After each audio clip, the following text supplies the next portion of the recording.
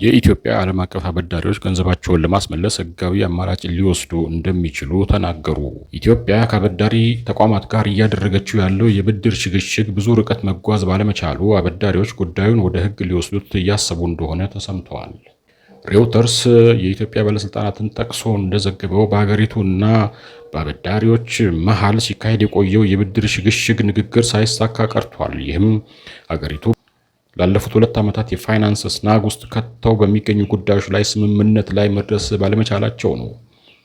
ኢትዮጵያ የዛሬ 1 ዓመት ተኩል ገደማ የዓለም አቀፍ ቦንድ ክፍያን ሳትፈጽም መቅረቷ ይታወሳል። በወቅቱ ክፍያውን ከመፈጸም ይልቅ ብድሩን በጂ20 ሀገራት ማዕቀፍ ውስጥ ለሽግሽግ ማዘጋጀት ተመራጭ ሆኖ ነበር። የኢትዮጵያ መንግስት ንግግሩ አሁን ባይሳካም በርካታ እመርታዎች መኖራቸውን ያስታወቀ ሲሆን ንግግሩ ወደፊት እንደሚቀጥል ተስፋ ማድረጉ ተሰምቷል።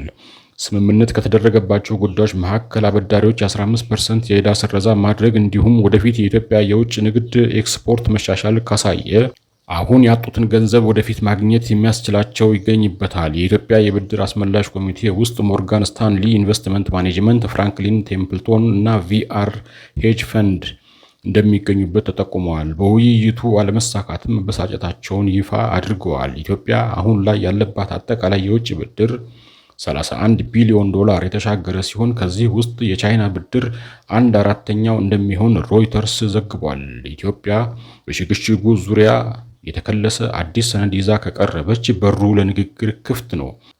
አሁን ላይ ግን ኮሚቴው ንግግሩ ከዚህ በላይ መጓዝ እንደማይችል ይገልጻል ያለው አበዳሪው አካል ሕጋዊ አማራጭን ከመከተል ጀምሮ ማንኛውንም መንገድ ሊከተል እንደሚችል ገልጿል። ኢትዮጵያ እና አበዳሪዎች አሁን ስምምነት ላይ መድረስ ያልቻሉት በ1 ቢሊዮን ብር ቦንድ ዙሪያ መሆኑ ታውቋል። የዓለም አቀፉ የገንዘብ ተቋም ወይም IMF አበዳሪዎቹ እና የኢትዮጵያ መንግስት ንግግር ማድረግ እንዲቀጥሉ አበረታቷል ሲል መሰረት ሚዲያ ዘግቧል።